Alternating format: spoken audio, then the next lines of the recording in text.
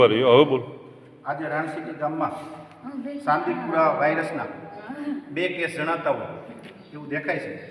તો તંત્રને મારી તાત્કાલિક નમ્ર વિનંતી કે રાણસીકી ગામ આવી અને શાંતિપુરા વાયરસમાં દવા તેમજ અન્ય જરૂરિયાત વસ્તુ કરી અને આ રોગને નિયંત્રણ કરવા નમ્ર અપીલ.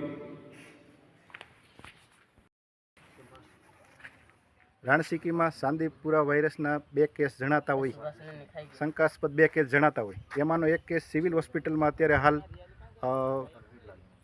રાજકોટ છે, ત્યાં ડેથ થઈ ગયું છે. બીજો કેસ રાણસીકી ગામમાં છે.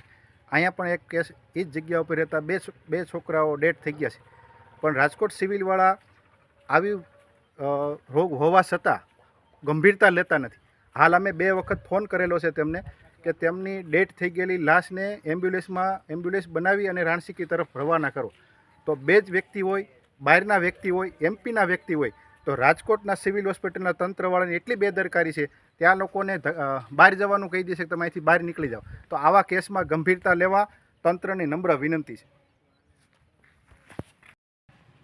રાણસીકીમાં શાંતિપુરા વાયરસના 2 કેસ જણાતા હોય અને શંકાસ્પદ હોય એવું જણાય છે.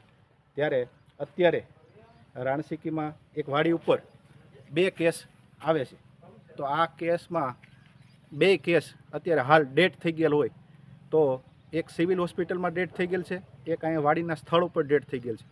તો આ રાણસીકી ગામે તંત્રએ આ કેસને તાત્કાલિક લઈ અને આની કાર્યવાહી કરવી જોઈએ, દવાઓ છટાવવી જોઈએ. અમારા તરફથી અમને ડેપ્યુટી કલેક્ટરના આદેશ મુજબ અમુએ ગામની અંદર 2 વાર છંટકાવ કરેલ છે. તો આ કેસને તાત્કાલિક ચકાસી અને નિરાકરણ કરવું એ અમારી વિનંતી. ટોટલ જેટલા હોય એટલે બધાને લખાઈ ગયા. બાકી નો શર્મિલા ને